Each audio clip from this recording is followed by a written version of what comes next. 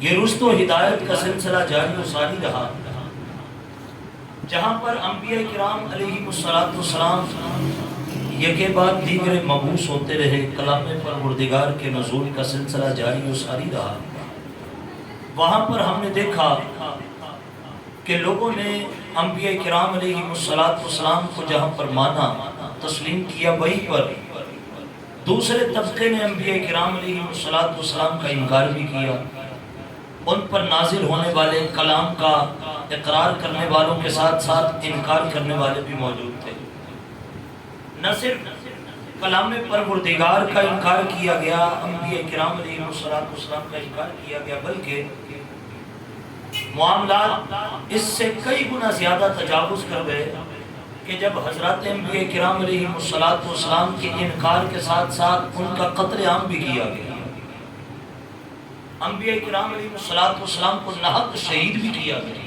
یہ مضامین قرآن مجید برہان رشید میں متعدد مقامات پر موجود ہیں۔ وَيَقْتُلُونَ الْأَنْبِيَاءَ کہ سابقہ اقوام کا مزاج بد اور رویہ بد ایسا رہا انبیاء کے ساتھ کہ بجائے اس کے کہ وہ نفوس قدسیہ جو منبع رشد و ہدایت بن کر، مرکز رشد و ہدایت بن کر، محور رشد و ہدایت بن کر، داعی اللہ بن کر، پیغمبر بن کر کائنات میں جلوہ گر ہوئے، رحمتوں، محبتوں، شفقتوں کے پیکر بن کر کائنات میں جلوہ گر ہوئے، نجات دہندہ بنا کر کے جن کو کائنات میں جلوہ گر کیا گیا، ہونا یہ چاہیے تھا کہ ان کے دامن رحمت و شفقت سے وابستہ ہوا جاتا، ان کے لڑ لگ کر اپنی دنیا اور آخرت کو سنوارا جاتا۔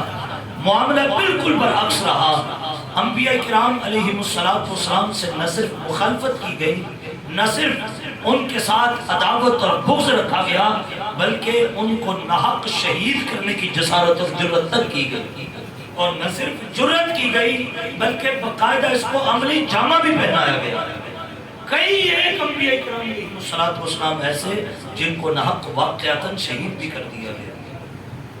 یہ سلسلہ جاری رہا، انبیاء کرام علیہ السلام کے ساتھ یہ رویہ رہا، اور پھر ان نبیوں پر جو نازل ہونے والی وحی، چاہے وہ صحیفے کی صورت میں ہو، چاہے وہ کتابوں کی صورت کے اندر ہو، اس وحی کے ساتھ لوگوں نے یہ سلوک کیا کہ کلام پروردگار کے اندر تحریفات کا سلسلہ شروع کیا۔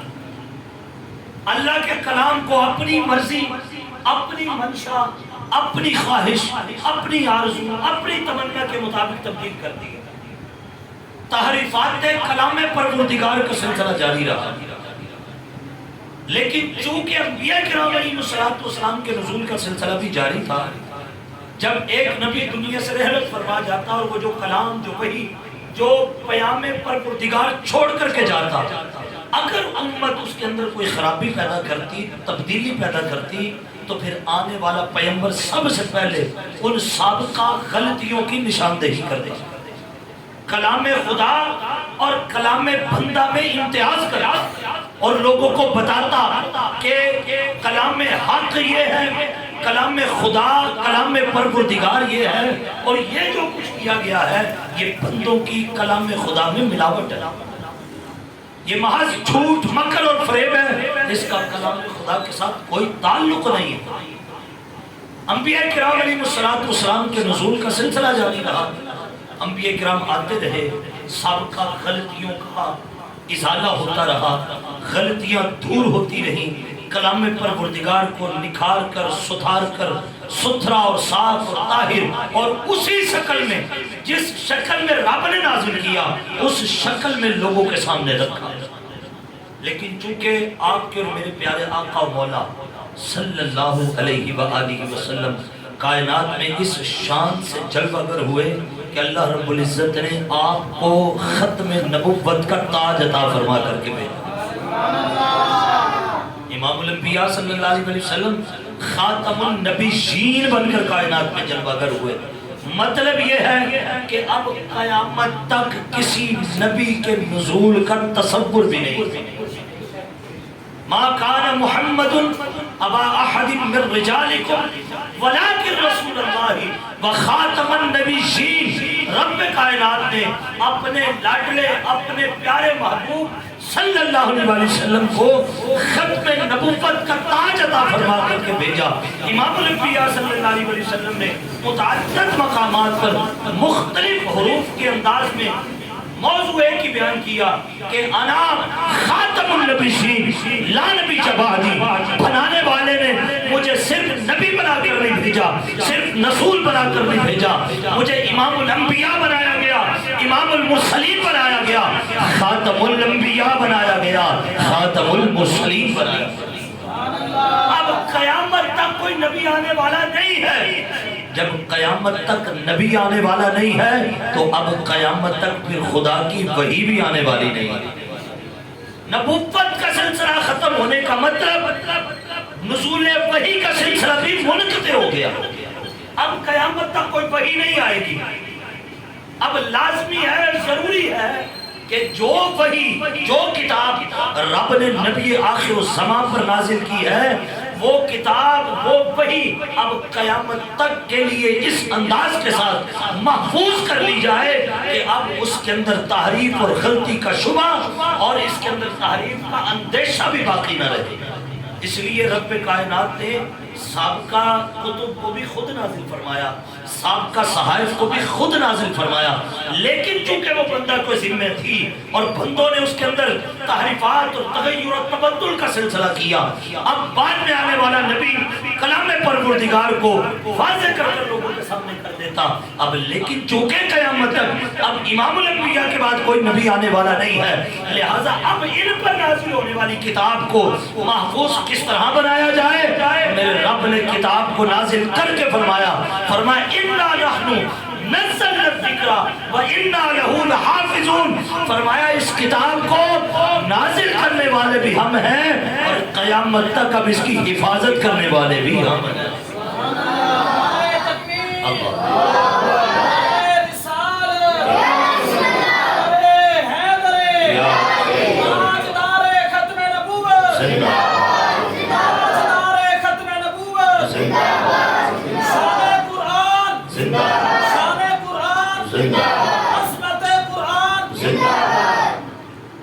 اب قیامت تک کے لیے قرآن رب کی حفاظت، اب اللہ تبارک و تعالیٰ نے اس کی حفاظت کے جو ذرائع متعین اور مقرر فرمائے کہ کس طرح محفوظ کیا گیا اس کو، وہ کون سا طریقہ کار ہے جس طریقہ کار کو کائنات میں نافذ کیا گیا، جس سے قرآن قیامت تک کے لیے محفوظ ہو گیا۔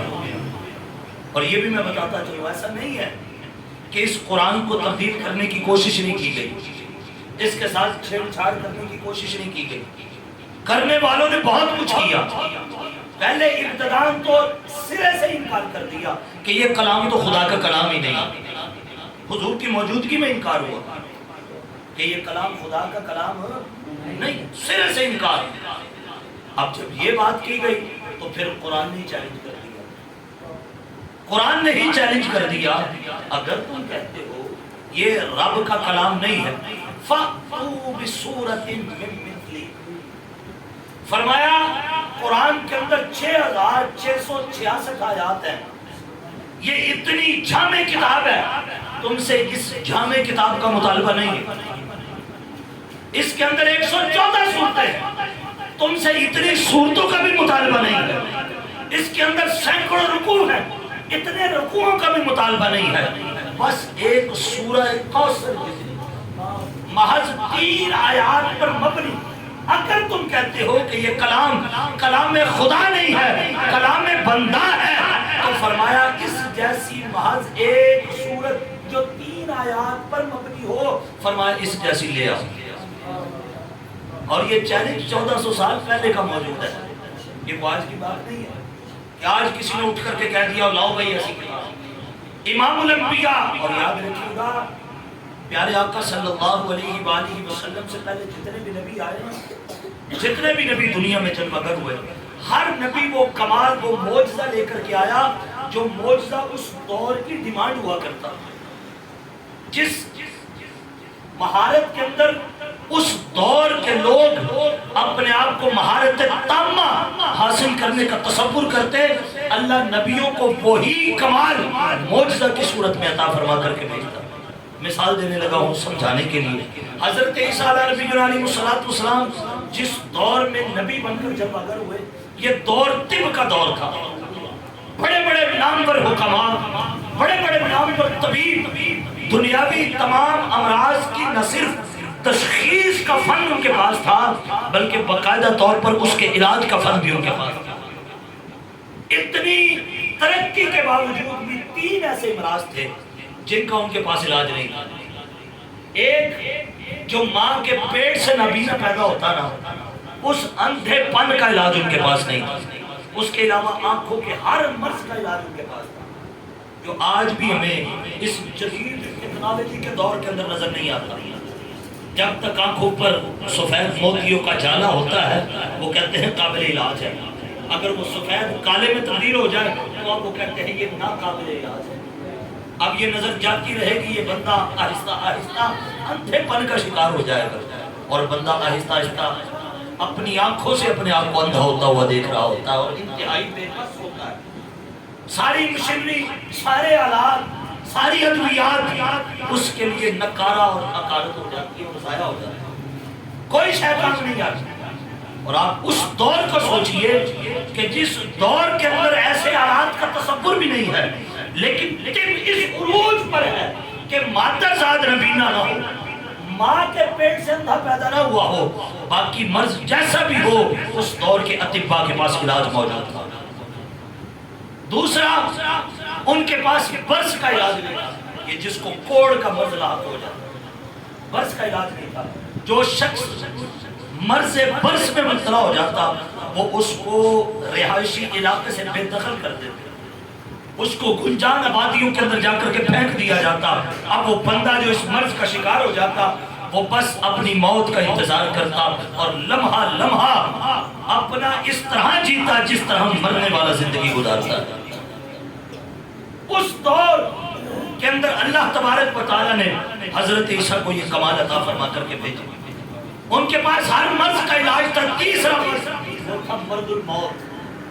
موت کا علاج ان کے پاس نہیں تھا. رب نے اپنے لاڈلے پیغمبر کو بھیجا جنہوں نے آپ کے ساتھ پنگوڑے میں اعلان کیا انی عبد اللہ آتانی الکتاب وجعلنی نبیا. فرمایا میں رب کا وہ بندہ بن کر نازل ہوا ہوں جس کو رب نے نبوت سے بھی سرفراز فرمایا ہے اور کتاب کی دولت سے بھی نوازا.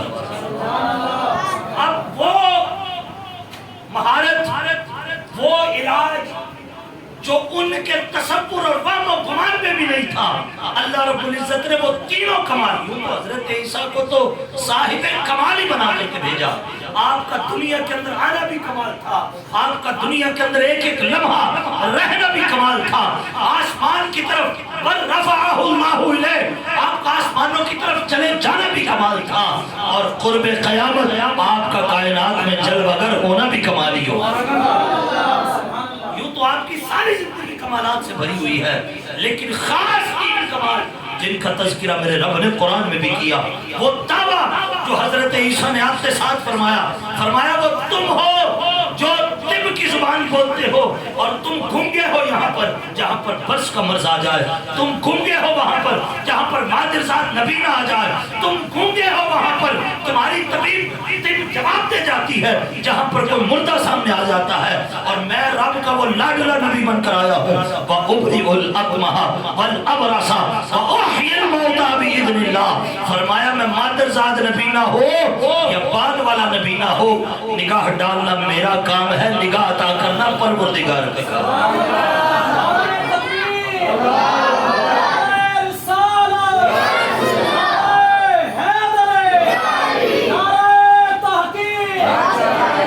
فرمایا برس کا مریض تمہارے پاس آ جائے تم بھاگتے ہو، ساتھ لگ جائے گا تو ہمیں بھی کون صدا کر جائے گا.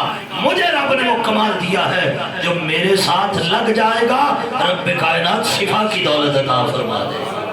اور پھر فرمایا مجھے رب نے یہ کمال دیا ہے، پھر فرمایا قم باذن اللہ، میں مردے کو پاؤں کی ٹھوکر مارتا ہوں، ٹھوکر میں مارتا ہوں اور کہتا ہوں اٹھ اللہ کے حکم سے.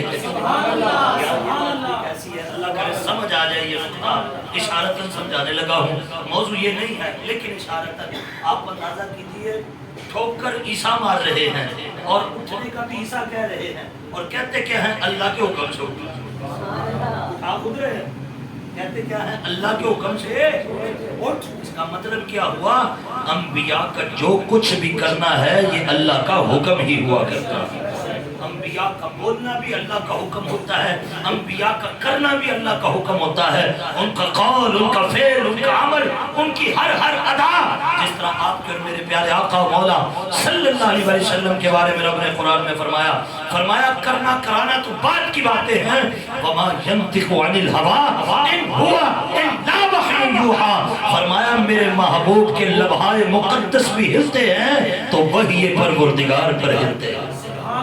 میرا محبوب کبھی اپنی خواہش سے بولتا بھی نہیں ہے، یہ تب بولتا ہے جب رب چاہتا، یہ تب بولتا ہے جب رب چاہتا۔ تو اباب وقار حضرت عیسیٰ اس دور میں یہ وہ کمالات لے کر کے آئے جن کمالات کو لے کر کے اس دور کے اطباء عاجز تھے، اور آپ نے بتایا کہ طب عاجز کر سکتی ہے، میرا رب بے نیاز کر دے۔ اب وہ علاج لے کر کے آئے کہ ماننے پر مجبور ہو گئے کہ ایسا کام طب کے ذریعہ سے نہیں کیا جا سکتا، ایسا کام فقط رب کے فضل سے کیا جا سکتا۔ اب امام الانبیاء آپ کے اور میرے پیارے آقا مولا صلی اللہ علیہ وسلم جس دور کے اندر تشریف فرما ہوئے نا، یہ دور تھا فصاحت و بلاغت کا، یہ دور تھا علم و فن کا، یہ دور تھا آگاہی کا، یہ دور تھا شعور و دانائی کا۔ پوری دنیا کے اندر فقط اہل عرب تھے جو اپنے آپ کو صاحب علم تصور کرتے تھے، اہل عرب اپنے سوا اجمیوں کو گنگا تصور کیا کرتے تھے، ان سے بات تک کرنا پسند نہیں کرتے تھے، یہ کہہ کر کہ تم وہ لوگ ہو جن کو بات کرنے کا طریقہ اور سلیقہ اور قرینہ نہیں ہے، تمہیں گفتگو کا انداز نہیں ہے۔ آج بھی قدیم عرب کے شعراء ان کے اشعار باقاعدہ طور پر جو درس نظامی جو علماء بننے والے ہوتے ہیں ان مدارس کے اندر ان کو وہ اشعار پڑھائے جاتے ہیں جن سے ان کو فصاحت و بلاغت کے قوانین کو سکھانے میں آسانی ہوتی ہے۔ یعنی وہ اتنے پڑھے لکھے لوگ، یعنی قرآن نے جو چیلنج کیا نا، قرآن نے جو دعویٰ کیا، یہ جہلاء سے نہیں کہا، ان پڑھوں سے نہیں کہا، پاگلوں سے نہیں کہا، نہ دانوں نہ سمجھوں سے نہیں کہا کہ قرآن کی مثال لے کر کے آؤ، بلکہ ان سے کہا جو دعوے دار تھے کہ ہم سے بڑھ کر علم والا کوئی نہیں ہے، ہم سے بڑھ کر دانا کوئی نہیں ہے، ہم سے بڑھ کر عقل والا کوئی نہیں ہے، ہم سے بڑھ کر باشعور کوئی نہیں ہے، ہم سے بڑھ کر کوئی تعلیم یافتہ نہیں ہے۔ تو قرآن نے کہا وہ تعلیم یافتہ ہونے کے دعوے دار ہو، لاؤ قرآن کی مثال، لاؤ قرآن، فَأْتُوا بِسُورَةٍ مِّن مِثْلِهِ، محض اس کی مثل کو ایک صورت لے آؤ۔ لیکن احباب اسی وقار صرف وہ دور ہی نہیں، وہ دور تو گزر گیا، پھر اس کے بعد 1300 صدیاں گزر گئی، اور آج کا دور بھی موجود ہے، قرآن بھی موجود ہے اور قرآن کا چیلنج بھی موجود ہے۔ قسم بخدا قیامت آ سکتی ہے، قرآن کی مثال نہیں لائی جا سکتی۔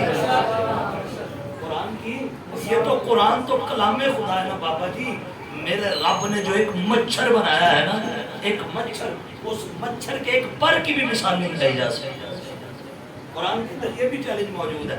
فرماؤ دعوے کرنے والوں، اپنی جدت کا، اپنی ایجادات کا، آج دیکھیے نا کتنی ایجادات کا دور ہے، اتنے بڑے بڑے راکٹ بنا ڈالے، اتنے بڑے بڑے جہاز بنا دیے، اتنے بڑے بڑے میزائل بنا دیے، اور پتہ نہیں کیا کیا دعوے کر بیٹھے ہیں۔ تو اتنا کچھ کرنے والے ایک مچھر اور مکھی کا پر تو بنا کر دکھا، جو قرآن کا چیلنج آج بھی موجود ہے۔ تو جو ایک پر بنانے کی صلاحیت نہیں رکھتے، وہ کلام پروردگار کی مثل لانے کی جرات کیسے رکھ سکتے؟ اور قرآن کی حقیقت، قرآن کی عظمت اور یہ قرآن کی شان کا آپ عالم دیکھیے کہ اس دور کے اندر قرآن کی مثل لانا تو رہا ایک طرف۔ اچھا مجھے بڑی خوبصورت حدیث یاد آ گئی، نبی عالم صلی اللہ علیہ وسلم کو نا سورہ کوثر شریف نازل ہوتا، اِنَّا أَعْطَيْنَاكَ الْكَوْثَرَ فَصَلِّ لِرَبِّكَ وَانْحَرْ إِنَّ شَانِئَكَ هُوَ الْأَبْتَرُ۔ اب منافقین جو انکار کرتے تھے کہ یہ قرآن اللہ تبارک و تعالیٰ کا کلام نہیں ہے، اس دور کے اندر ہوتا یہ تھا کہ جو اس دور میں حج کا موقع ہوتا تھا تو جتنے عرب کے شعراء تھے وہ اپنے اشعار، اپنے کلام لکھ کرنا بیت اللہ کی دیواروں پر لٹکا دیا کرتے تھے۔ ایک کتاب آج بھی ملتی ہے سبع معلقہ، کیا نام ہے سبا معلقہ، یہ کتاب باقاعدہ طور پر کتب درس نظامی میں بطور نصاب پڑھائی جاتی ہے۔ اس کے اندر وہ سارے اشعار موجود ہیں جو اس دور جاہلیت میں شعراء بیت اللہ کی دیوار پر لٹکایا کرتے تھے۔ اچھا یہ لٹکاتے کیوں تھے؟ ان کے بڑے بزرگ جن کو اس فن کے اندر مہارت تامہ حاصل تھی، جب وہ حج کے لیے آتے تو وہ اس بیت اللہ پر لٹکے ہوئے اشعار دیکھتے۔ اب جو شعر ان کو پسند آتا نا وہ اس کے نیچے اپنے کمنٹس لکھ کر جاتے۔ اب جس کو ان شعراء کی داد نصیب ہو جاتی نا، وہ ان کے لیے محض داد نہیں ہوتی تھی، ان کے لیے وہ ڈگری کی حیثیت رکھتی تھی، یعنی اس کو شاعر تسلیم کر لیا جاتا تھا۔ اب ان لوگوں نے، کیونکہ ان کے پاس تو جواب نہیں تھا، اب انہوں نے شرارت کے طور پر کہ ہم قرآن مجید برہان رشید کی ان آیات کو لکھ کر دیوار بیت اللہ پر لٹکاتے ہیں، اور وہ جو قدیم شعراء ہیں جب وہ آئیں گے اور وہ آ کر کے اس پر کوئی جواب دیں گے تو ہمارے پاس کوئی نہ کوئی بات آ جائے گی اور ہم جواب دیں گے کہ یہ قرآن کا کلام نہیں ہے۔ اب انہوں نے مصروں کی صورت کے اندر سورہ کوثر شریف کو ایک تختی پر لکھا اور بیت اللہ کی دیوار پر لٹکا دیا۔ مصرے، اب چونکہ اس کی 3 آیات ہیں، انہوں نے، اور کوئی بھی شعر جو ہے نا اس کے اندر 2 مصرے ہوتے ہیں، انہوں نے مصروں کی صورت میں اس کو لکھا، اِنَّا أَعْطَيْنَاكَ الْكَوْثَرَ فَصَلِّ لِرَبِّكَ وَانْحَرْ۔ ایک شعر کا پہلا مصرع پورا ہو گیا، اب دوسرا اِنَّ شَانِئَكَ هُوَ الْأَبْتَرُ، اور چوتھے کے لیے انہوں نے جگہ چھوڑ دیا۔ اب وہ ان کا جو سب سے پہلے تو جتنے بھی شعراء آئے وہ اس تختی کو دیکھ کر کوئی بھی کچھ نہ نکل گیا، وہ ایسے چھوڑ کر کے چلے گئے۔ ایک جو ان کو سب سے بڑا بزرگ بابا تھا، وہ جب اس تختی کے قریب پہنچا، امام ترمذی نے اس کو روایت کیا، وہ جب پہنچا نا اس کے قریب تو وہ کافی دیر سوچتا رہا۔ اب ایک طرف مشرکین کھڑے ہیں، یہ منظر دیکھ رہے ہیں، اور ایک طرف حضور کے صحابہ بھی کھڑے ہیں، وہ منتظر ہیں کہ کوئی بات ملنے والی ہے، اور ان کو تو یقین ہے کہ اس رب کے کلام کے سامنے ساری کائنات عاجز ہے۔ اب وہ جب پہنچا اس پر تو بڑی دیر کھڑا ہو کر سوچتا رہا، سوچنے کے بعد بڑی دیر کے بعد اس نے کچھ لکھا اور وہ لکھ کر چلا گیا۔ اب مسلمانوں سے تیز یہ بے ایمان دوڑے اس تختی کو پکڑنے کے لیے کہ کیا لکھا ہے اس نے۔ اب کمال سنیے ذرا جو اس نے لکھا تھا، انہوں نے مصرع لکھا تھا، اِنَّا أَعْطَيْنَاكَ الْكَوْثَرَ فَصَلِّ لِرَبِّكَ وَانْحَرْ، اِنَّ شَانِئَكَ هُوَ الْأَبْتَرُ، چوتھے کے لیے جگہ چھوڑی تھی۔ چوتھا وہ کیا لکھ کر گیا؟ اس نے لکھا هَذَا الْكَلَامُ لَيْسَ لِلْبَشَرِ، اس نے کہا یہ کلام کسی بندے کا لکھا ہوا نہیں۔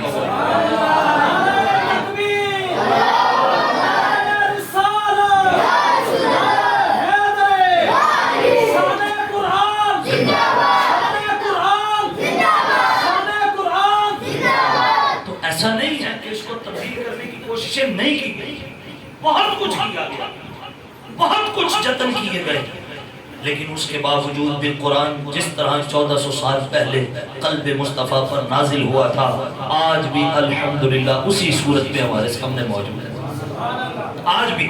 اور یہ نسخوں کی وجہ سے نہیں ہے، ہم سمجھتے ہو شاید کتابت کی وجہ سے ایسا ہے کہ جہاں پرنٹ ہوتا رہا، پرنٹ ہوتے ہوتے یہاں پر پہنچ گیا۔ اگر یہ محض پرنٹڈ کی بات ہوتی نا، یا پرنٹ کا مرحلہ ہوتا تو آپ کو تھوڑا سا اور پیچھے تاریخ پر جانا پڑے گا۔ آپ نے سنا ہوگا ہلاکو، ایک شخص کا نام، یہ عراق کا بہت بڑا غنڈہ تھا، اسلام دشمن، اسلام کے اتنا مخالف، اس نے بیڑا اٹھایا کہ میں دنیا سے قرآن ختم کروں گا۔ اس نے اپنی فوج کے ذمہ یہ ذمہ داری لگائی کہ جہاں جہاں سے قرآن کے نسخے ملتے ہیں، قرآن کے نسخوں کو اکٹھا کرو اور ان کو آگ لگاؤ۔ ہزاروں نہیں لاکھوں کی تعداد کے اندر قرآن کے نسخے اکٹھے کیے گئے اور ان کو بغداد کے گراؤنڈوں کے اندر، میدانوں کے اندر رکھ کر نظر آتش کیا گیا۔ اب اس کی کابینہ نے بیٹھ کر کے اس کو بتایا کہ دیکھو، دنیا کے اندر مسلمان وہ واحد قوم ہے جنہوں نے اس کتاب کو محض اوراق پر نہیں لکھ رکھا، یہ کتاب ان کے سینوں پر درج ہے، یہ کتاب ان کے سینوں پر درج ہے، اور آگ جلائے جا سکتے ہیں، سینوں سے کیسے کریں گے؟ اس نے کہا یہ بھی کوئی بات ہی نہیں ہے، یہ بھی کوئی مسئلہ ہی نہیں ہے۔ اس نے کہا جہاں پر قرآن جلائے جا رہے ہیں وہاں پر قرآن پڑھنے والے بھی جلائے جائیں گے۔ ہزاروں نے تاریخ اٹھا کر دیکھیے، لاکھوں کی تعداد کے اندر اس نے حفاظ کو چن چن کر قتل کیا، چن چن کر حفاظ شہید کیے گئے۔ ایک موقع آیا کہ لاشوں کا ڈھیر لگا ہوا تھا حفاظ کی، اور اس کے لشکر نے داد وصول کرنے کے لیے दाते तहसील लेने के लिए हलाकों को दावत दी कि आओ देखो हमने ढेर लगा दिया है हुफाज की लाशों का। अब उनका ये था कि आएगा और आकर के देखेगा, खुश होगा, हमें इनाम व इकराम से नवाजेगा। अब जनाब मन वो आया, आकर के उसने ढेर लाशों का देखा।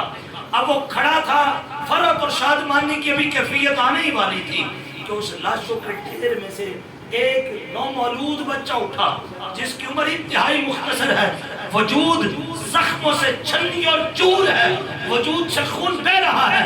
वो उस लाशों के ढेर में से निकला और हलाकों के सामने आकर के खड़ा हो गया और कुरान की तिलावत का आगाज कर दिया। जिसने हजारों लाखों नुस्खे जलाए थे, सैकड़ों की तादाद के अंदर हुफाज को शहीद किया था, हालांकि उस वक्त वो पहला वक्त था, वो खड़े खड़े अपने घुटनों पर जमीन पर गिर पड़ा और उसने बेबस और मजबूर होकर कहा, उसने कहा हमारी नस्लें खत्म हो सकती हैं, हम मारते मारते खुद मर सकते हैं, न कुरान खत्म हो सकता है न कुरान को पढ़ने वाला खत्म हो सकता है। आज भी आप देखिए क्या कुछ नहीं कर सकते, नस्ल कुशी नहीं हो रही। अल्लाह की कसम ऐसी आज भी वीडियोस मौजूद हैं, मैंने अपनी आंखों से देखी है, शायद आपको इत्तेफाक हुआ ये नहीं हुआ। छोटे छोटे बच्चे स्ट्रेचर्स के ऊपर लथपथ पड़े हैं खून के अंदर और जुबान पर तिलावत कुरान जारी है, तिलावत कुरान करते हुए नजर आते हैं, हस्बुनल्लाह की सदाएं लगाते हुए नजर आते हैं। अहबाब इसी वकार ये कुरान नुस्खों के जरिए महफूज नहीं किया गया, ये कुरान सीनों के जरिए महफूज किया गया।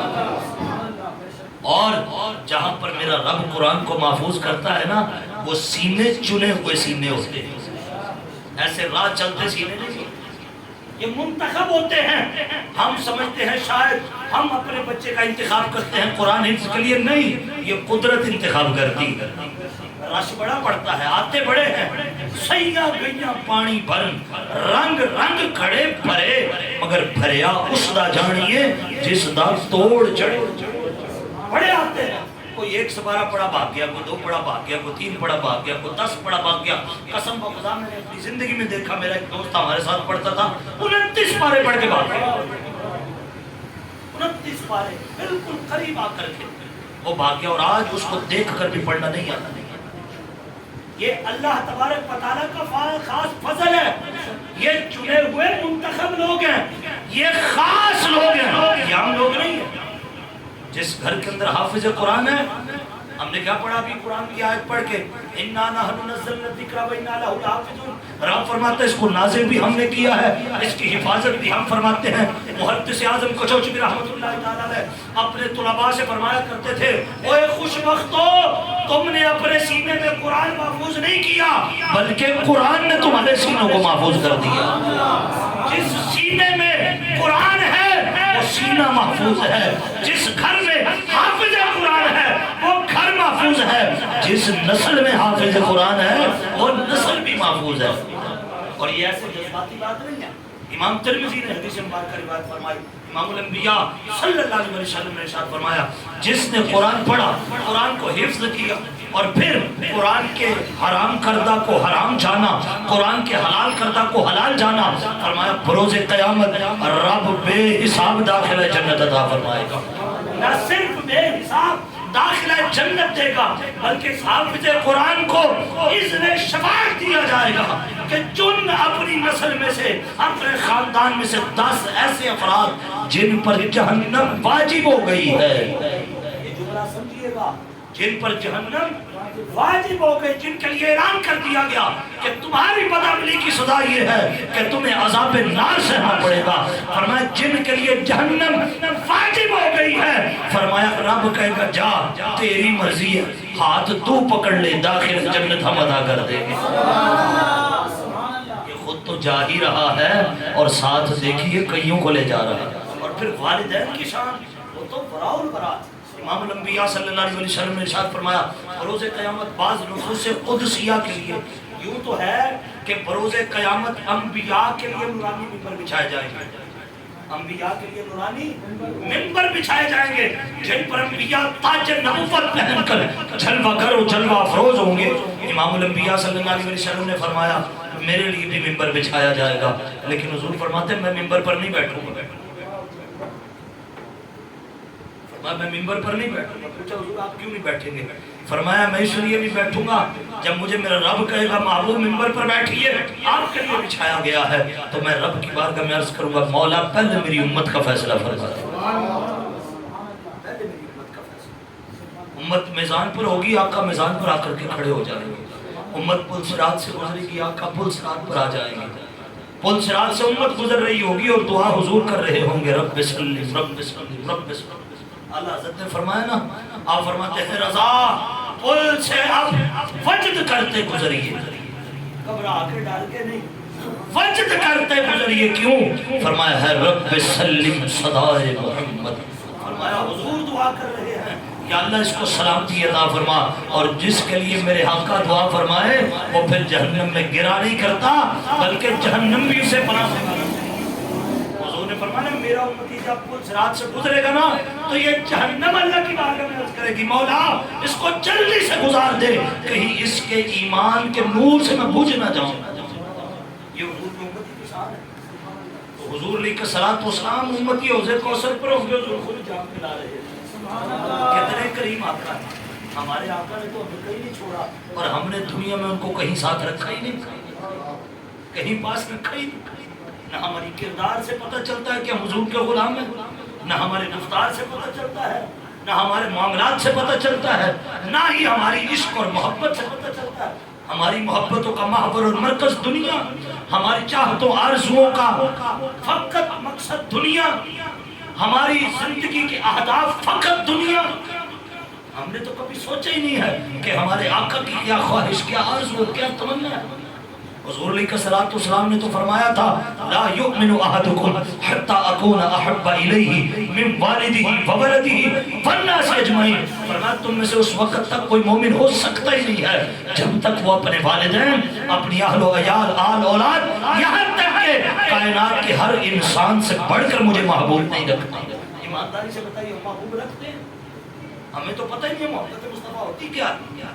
محبت تو ہم اپنی اولاد سے کرتے ہیں. ذرا سی بات ہو جائے ساری ساری رات ایک ٹانگ پر کھڑے نہیں ہوتے. آپ کا تو مجھے پتہ نہیں مجھے رب نے اولاد دی ہے 4 بچے ہیں میرے مجھے پتہ لگتا ہے کسی کو ذرا برابر کو مسئلہ ہو جائے ساری رات آنکھ کھڑی نہیں پڑتی. وہ سویا پڑا ہے چاہے بیمار ہے لیکن میں جاگ رہا ہوں مجھے کچھ بھی نہیں. اس کی بیماری کا اسے پتہ بھی نہیں ہے اور میں تڑپ رہا ہوں. یہ کیوں تڑپ رہا ہوں؟ سینے میں محبت تڑپا رہی ہے کہ ہماری محبت اپنے آقا کے ساتھ ایسی ہے. ہم نے کبھی حضور سے اتنا پیار کیا؟ آج کیا کچھ نہیں کیا گیا حضور کے ناموس کے ساتھ. کارٹون بنائے گئے خاکے بنائے گئے حضور کی ختم نبوت پر ٹاکا تک مار دیا گیا ہمارے ایوانوں کے اندر اور ہمارے ماتھے پہ جوں تک نہیں رہیں گی. بلکہ وہ لوگ جو میدان عمل کے اندر اپنی جان و مال کا لے کر کے سب کچھ سڑکوں پر آ کر کے کھڑے ہوئے ہم نے انہی پر انگلیاں اٹھانا شروع کر دی. ہم نے کہا جی روڈ بند ہو گئے اور بابا نظام میں کائنات بند ہو جانا چاہیے تھا جب حضور کی ذات پر بات آ گئی. حضرت امام مالک علیہ رحمہ آپ نے فرمایا کہ اگر حضور کی ناموس پر حملہ ہو جائے تو فرمایا اور حضور کے غلام زندہ ہوں تو فرمایا یا تو غلام وہ ہوں کہ بے ادبی کرنے والا پھر زمین پر سانس نہ لے پائے اور اگر وہ موجود ہے نا پھر امت کو مر جانا چاہیے. پھر ان کو جینے کا حق نہیں ہے کہ ان کی موجودگی میں ان کے حق کی بے ادبی ہو. یہ بات ایک ذہن میں رکھیے گا. حضور کی ناموس کو ہماری خدمات کی محتاج نہیں ہے. جہاں پر رب نے قرآن نازل کیا اور کہا ہم خود اس کے ذمہ دار ہیں حفاظت کے. حضور کے بارے میں بھی میرے آقا رب نے فرمایا واللہ یعصمک من الناس. محبوب رسول بنا کر لوگوں کی طرف ہم نے آپ کو بھیجا ہے حفاظت بھی آپ کی ہم خود ہی کریں گے. تو احباب ذی وقار ہم نے کتنی محبت کی حضور کے ساتھ. تو امام الانبیاء صلی اللہ علیہ وسلم فرماتے ہیں کہ انبیاء کے لیے ممبر بچھائے جائیں گے لیکن انبیاء کے علاوہ وہ نفوس قدسیہ جن کے لیے خاص نورانی ممبر بچھائے جائیں گے اور نورانی تاج پہنائے جائیں گے جن کو دیکھ کر کے لوگ گمان کریں گے یہ کوئی اللہ کے برگزیدہ پیغمبر نبی اور رسول ہے. اب عالم محشر میدان محشر اللہ کی بارگاہ میں عرض کریں گے مولا یہ اتنی مقدس خوبصورت و سیرت یہ جو نورانی ہستیاں بٹھائی ہیں ان کا تعارف بھی تو عطا فرمان ہے. یہ ہے کون؟ خوش نصیب لوگوں کی زبان پیاس سے لٹک رہی ہے. لوگ تانبے کی طرح تپتی ہوئی زمین پر بھڑک رہے ہیں، تڑپ رہے ہیں، نفسی نفسی کی صدائیں لگ رہی ہیں۔ الاخلاء یومئذ بعضهم لبعض عدو، ہر کوئی ایک دوسرے کا دشمن بنا نظر آتا ہے۔ اس ماحول، اس حالت، اس کیفیت کے اندر ان کے لیے نورانی ممبر بچھائے گئے، ان کو نورانی تاج پہنائے گئے۔ بھلا یہ ہستیاں ہیں کون؟ تعارف کی دولت کو عطا فرما۔ حضور فرماتے ہیں پھر رب ان کا تعارف کروائے گا۔ کوئی آپ ذرا دیکھو تو صحیح نہ خوش، جن کا تعارف میرا رب کروائے، رب تعارف کروائے گا۔ اور وہ تعارف کیا ہوگا؟ حضور فرماتے ہیں رب بتائے گا یہ وہ میرے خاص بندے ہیں کہ جو کتاب میں نے اپنے نبی آخر الزمان پر نازل کی تھی، اس کتاب کو حفظ کرنے کے لیے انہوں نے اپنے بچوں کو میدان میں اتارا تھا۔ ان کے بچوں نے اس قرآن کو حفظ کیا، تو حفظ ہے قرآن کی برکت سے۔ حفظ بچے نے کیا ہے، منزل بچے نے حاصل کی ہے، مرتبہ ہم نے والدین کو عطا کر دیا۔ کتنا بڑا احساس ہے، کتنا بڑا شرف ہے کہ جہاں پر لوگ پانی کی بوند بوند کو ترس رہے ہوں گے، نفسی نفسی کی پکاریں لگ رہی ہوں گی، وہاں پر حافظ قرآن کے والدین نورانی ممبروں پر براجمان ہوں گے، نورانی ممبروں پر جلوہ کروں گے۔ احباب اسی وقار یہ بہت بڑا اعزاز ہے، یہ بہت بڑا شرف ہے۔ تو اس کے لیے بندے منتخب ہوتے ہیں، چنے جاتے ہیں۔ ہم دو بھائی تھے حفظ کرنے کے لیے پڑھے، میرے والد گرامی نے، ہم 5 بھائی ہیں، انہوں نے منت مانی جی میں اپنے 2 بیٹوں کو دین کے لیے وقف کروں، میں اور میرا دونوں بھائی مدرسے کے اندر داخل ہو۔ اب میں بتا رہا ہوں کہ چنا جاتا ہے، ایسے یار کسی کے پاس کی بات نہیں ہوتی۔ پڑھنا شروع کیا ہم دونوں نے ماشاءاللہ سے۔ اب وہ میں 2.5 سال کے قریب ختم ہونے کے قریب ہوں، اور میرا چھوٹا بھائی 2.5 سال ہو گئے، 2.5 سال میں اس نے 6 پارے حفظ کیے، اور ان میں سے بھی اس کو 2-4 لفظ ہی آتے تھے۔ مار کھا کھا کے اشر اس کا ہو گیا۔ ابا جی نے کہا جو مرضی ہو جائے میں اوپر آگے چھڑا۔ 2.5 سال میں 6 پارے، لیکن پھر 2.5 سال کے بعد اس نے پیر پکڑ لیا ابا جی کے، جے تسی مارنا نہ تے ہتھی مار دیو، دوسرے کو نہ مرواؤ۔ ابا جی بڑا روئے، لیکن مجبور اور بے بس ہو گئے، اب زندگی تو برباد نہیں کرنی۔ 2.5 سال میں 6 پارے بس، اور وہ بھی کھا نہیں آتا۔ ابا جی نے چھڑا دیا اس کو۔ اب وہ 2.5 سال کے بعد 5ویں کلاس چھوڑی تھی، 8ویں کلاس کے اندر داخل ہوا۔ 8ویں کلاس کے اندر داخل ہوا، اور داخل بھی ہوا یہ دکھائی سکول کے ساتھ۔ اب آپ حیران ہوں گے 3 سال کے بعد وہ سکول میں واپس آیا ہے، اتنا کنگ سے کہ 2.5 سال میں 6 پارے حفظ کیے، اب سکول کے اندر آیا ہے۔ آپ حیران ہوں گے 6 ماہ کے اندر اس نے تیاری کی 8ویں کی، اور 8ویں کے اندر اس نے پورے سکول میں ٹاپ کیا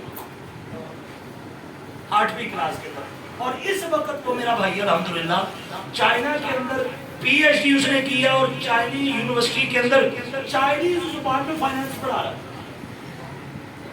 اب کہا جائے کہ عقل کا معاملہ ہے، اگر عقل کا معاملہ ہوتا نا تو وہ اس طرح نہ ہوتا۔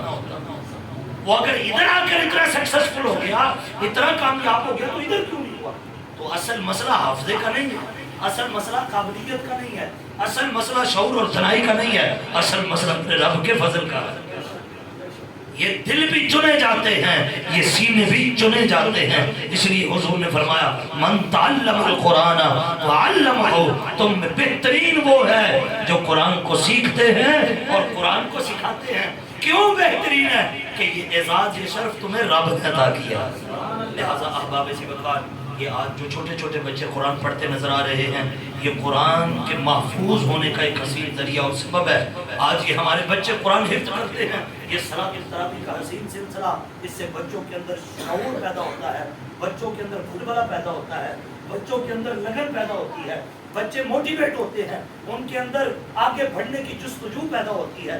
ہر کسی کا شوق ہوتا ہے میں بھی مصلی پر چڑھا ہوں، میں بھی مصلی پر چڑھ کر قرآن سناؤں، میں بھی رب کا کلام لوگوں کے سامنے سناؤں، اور مجھے بھی اعزاز اور عزت اور شرف سے نوازا جائے، مجھے بھی انعام و اکرام سے نوازا جائے، میری بھی حوصلہ افزائی کی جائے۔ یہاں پر میں اور بات بھی عرض کرتا چلوں، یاد رکھیے گا جو دینی طلباء ہیں جتنا ہو سکے ان کی حوصلہ افزائی کیا جائے، سب سے پہلے تو ان کے ساتھ خاص محبت کیا ہے۔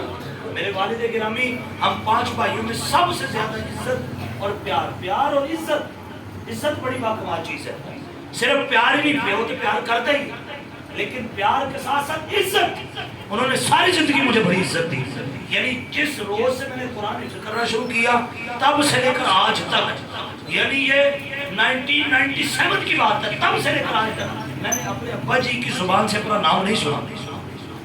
صرف حافظ صاحب جب میں فقط حافظ تھا حفظ کر رہا تھا، پھر اس کے بعد جب درس نظامی کیا تو پھر اس کے ساتھ بعد علامہ صاحب، تو پیور علامہ صاحب کو تھوڑی بات، یہ دین کی برکت ہے نا. تو احباب سی وقت جب آپ کے بچے اس طرف آئے ان کی حوصلہ افزائی کرو، ان کو عزت دے، ان کو اس بات کا احساس دلائیں تم کوئی معمولی نہیں ہو، تم خاص ہو. اتنی بھیڑ اتنے رش میں سے میرے رب نے تمہارا انتخاب کیا ہے، تمہیں چنا ہے اپنے کلام کے لیے، اپنے کلام کی تلاوت کے لیے. باقی لوگ جتنے بھی علم پڑھتے ہیں وہ فن ہے، لیکن تم ہو، تم بیٹھتے ہو قرآن کھول کر جب تک پڑھتے رہتے ہو اللہ تمہیں اجر و ثواب کے خزانے دیتا رہتا ہے. تمہارے والدین گھر میں کاروبار میں مشغول ہوتے ہیں، ان کو وہاں پر بیٹھے رب کائنات اجر و ثواب کے خزانے عطا فرما رہا ہے. تو ان بچوں کی حوصلہ افزائی کریں، ان بچوں کو عزت دے، تعظیم دے، تکریم دے، ان کی خاص خدمت کریں، دوسرے بچوں سے بڑھ کر ان کی خدمت کریں تاکہ دیکھنے والے بچوں کے سینوں کے اندر بھی جذبہ پیدا ہو. اگر ادھر جانا انی عزت ملتی ہے نا، ہم نے بھی ادھر جانا ہے، ہم نے بھی یہ کرنا ہے. اللہ رب العزت کے حضور دعا ہے. آپ کا باتیں بہت زیادہ ہیں، بہت زیادہ ہو سکتی ہیں، لیکن آپ وقت کی قلت کو محسوس کرتے ہوئے انشاءاللہ اور اسی زندگی نے وفا کی، پھر کبھی کو باتیں ہوں گی. اپنے بچوں کو اس طرف لائیے، دین کی طرف. اللہ نے جو اولاد دی ہے اس میں سے کم از کم ایک بچہ ضرور دین کے لیے، اور فقط حافظ نہیں بنانا، باقاعدہ اس کو پوری دین کی تعلیم دلوائی. کیونکہ فقط حافظ بنایا نا تو جب وہ دنیا کے دوسرے شعبے میں جائے گا نا تو بہت مشکل ہے اس بچے کے لیے قرآن کو اپنے پاس محفوظ رکھنا. نبی علیہ السلام نے فرمایا قرآن کی مثال اس اونٹ کی مانند ہے کہ جس کی رسی کو باندھ کر رکھا جائے تو یہ پاس رہے گا، اور فرمایا اگر رسی کھول دی جائے نا، یہ کھل جائے تو فرمایا ساری زندگی پھر ہاتھ نہیں آئے. اور آپ دیکھیے جنہوں نے ایک بار قرآن بھلا دیا پھر ساری زندگی انہیں قرآن یاد نہیں ہوتا، وہ روتے رہتے ہیں کہ ہمیں یاد ہو جائے، یاد ہو جائے. نہ وقت ملتا ہے اور نہ ذہن کے اندر وہ غسل ہوتی ہے. پتہ کیوں؟ کیونکہ انہوں نے قدر نہیں کی. اور جب کوئی نعمت کی قدر نہیں نہ کرتا میرا رب اس نعمت سے محروم کر دیتا ہے. لہٰذا صرف ان کو حافظ نہیں بنانا، باقاعدہ طور پر اس طرف لگانا ہے کہ ابھی قرآن تم نے محض ظاہری پڑھا ہے، قرآن کو رٹا ہے، اب سمجھو کہ قرآن کہتا کیا. پھر صرف سمجھنے تک نہیں رہنا، اب جب سمجھ لیا ہے تو اب حضور کی امت کو سمجھاؤ، اب لوگوں کو بتاؤ قرآن کیا کہتا ہے. خالق ارض و سما ہم سب کو تعلیم قرآن عام کرنے کا حسین جذبہ عطا فرمائے. مبارکباد کے خراج تحسین کے لائق ہے خاص طور پر وہ افراد کہ جو اس ادارہ کے منتظمین ہیں. بہت بڑی بات ہے کہ ایسے ادارے کو اس دور کے اندر چلانا کہ جہاں پر مدارس کو بند کیا جا رہا ہے، مدارس کے خلاف محاذ آرائیوں کا ایک شدید دورہ ہے، فتنہ گری کا دورہ ہے. پتہ نہیں کیا کچھ سکولز، یونیورسٹیز اور کالجز کے اندر ہوتا ہے، لیکن وہاں کی کوئی بات نہیں ہوتی. اور خدا نخواستہ کسی مدرسہ کے اندر کوئی ناخوشگوار واقعے کا اشارہ مل جائے صحیح، پورا میڈیا، پورا پرنٹ میڈیا، سوشل میڈیا سارے جڑ جاتے ہیں کہ مدارس کو بدنام کیا جائے اور لوگوں کے اندر یہ غلط تاثر قائم کیا جائے کہ جہاں پر قرآن پڑھا جاتا ہے وہاں پر عزت پامال ہوتی ہیں، جہاں قرآن پڑھا جاتا ہے وہاں پر بےہودگیاں ہوتی ہیں. اللہ کی قسم جہاں قرآن ہوتا ہے وہاں پر فقط رب کا فضل ہوا کرتا ہے. یہ پرپوگنڈے، یہ سازشیں ہیں، تو وہ خوش بخت لوگ ہیں جو ان پرپوگنڈوں، فتنہ گری اور ان سازشوں کے دور کے اندر ایسے ادارے چلا رہے ہیں. وہ خراج تحسین کے لائق ہے، اور انشاءاللہ وہ جب رب کے حضور اس کا اجر پائیں گے نا تو لگ پتہ جائے گا. ایک بچہ جو یہاں سے پڑھ کر جا رہا ہے، ان کے ساتھ منتظمین کے ساتھ نہ خاندانی تعلق ہے، نہ نسبی تعلق ہے، نہ حسبی تعلق ہے، مگر یہ بچہ ساری زندگی جہاں پر جا کر بھی قرآن پڑھے گا اللہ پاک انتظامیہ کو اس کا اجر اور ثواب گھر بیٹھے عطا فرمائے. اب کتنے بچے پڑھ رہے ہیں، قاری صاحب کتنے پڑھا رہے ہیں، یہی حصہ ان کو بھی ملے گا، یہی حصہ منتظمین کو بھی. درمے دمنے سخنے جس طرح بھی جس نے بھی حصہ لیا یہ صدقہ جاریہ ہے، یہ قبروں میں اتر بھی جائیں گے تب بھی جاری و ساری رہے گا. اللہ پاک ہم سب کو یہ اعزاز و شرف عطا فرمائے.